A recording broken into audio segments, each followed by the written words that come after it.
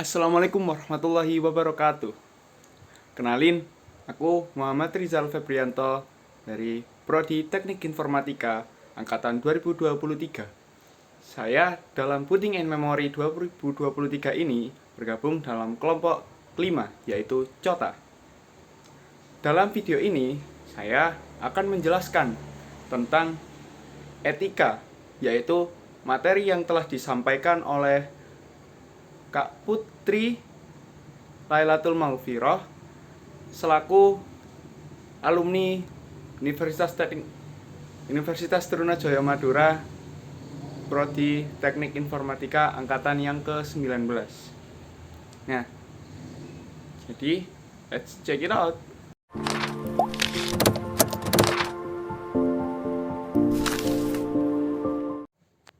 Halo. Nah, jadi untuk membahas etika ini yang disampaikan oleh Kak Putri Lailatul Maghfirah angkatan yang ke-19. Nah, Kak Putri Lailatul Maghfirah ini juga merupakan salah satu alumni dari SMK 1 Probolinggo. Nah, kemudian Kak Putri pernah menjabat sebagai Sekretaris Jenderal Himpunan Mahasiswa Teknik Informatika pada tahun 2021-2022 sebagai Sekretaris Jenderal ya.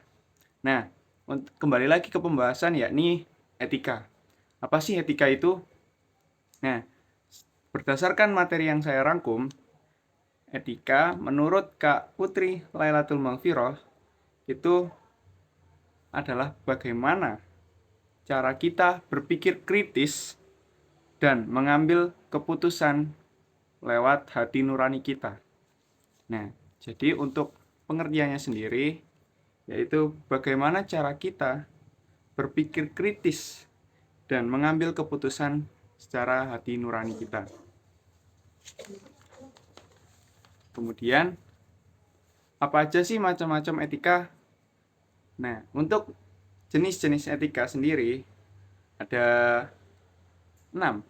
Nah, yang pertama yakni etika umum. Apa sih etika umum?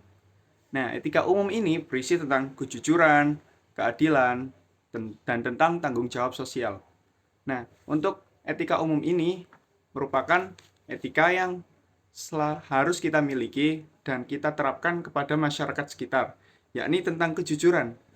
Kita wajib bersikap jujur, kemudian ada keadilan, kita juga harus bersikap adil dalam hal apapun. Nah, yang kedua yakni ada etika khusus.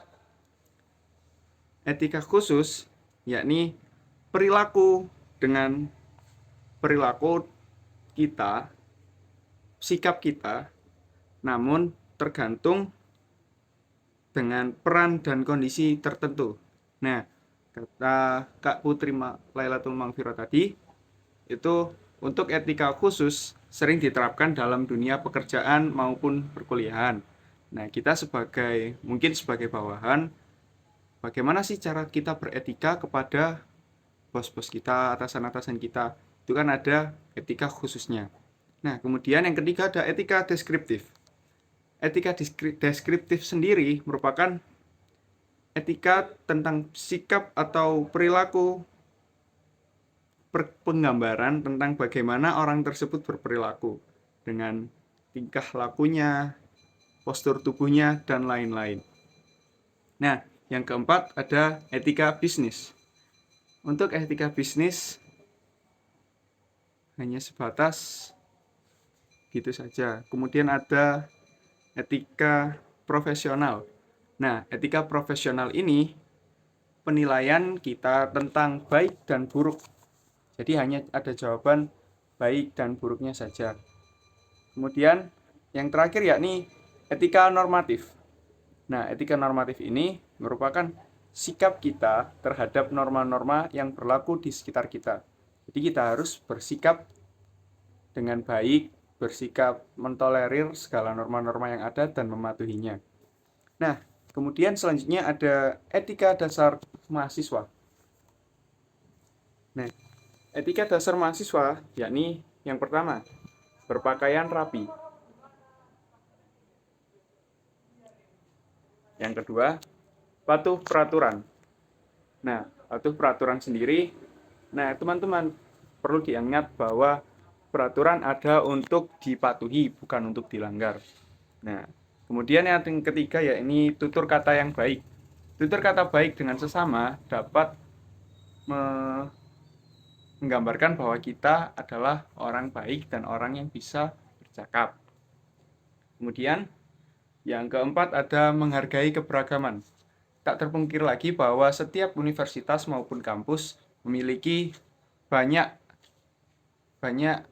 mahasiswa yang berasal dari keberagaman lain. Maka dari itu, kita sebagai mahasiswa harus menghargai keberagaman tersebut. Kemudian ada kerjasama dan kolaborasi antar sesama. Kerjasama dan kolaborasi wajib dimiliki oleh setiap manusia maupun mahasiswa. Nah, terakhir adalah hormati dosen dan staf. Dosen sendiri memiliki beberapa karakteristik yang harus dipahami dan dihormati dengan berbeda. Nah, selain etika dalam kehidupan asli, kita juga harus beretika dalam dunia digital. Ada 4, yakni yang pertama, stop hoax.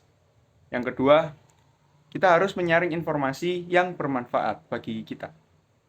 Menyaring informasi, mengambil yang bermanfaat bagi kita, dan membuang yang tidak bermanfaat bagi kita.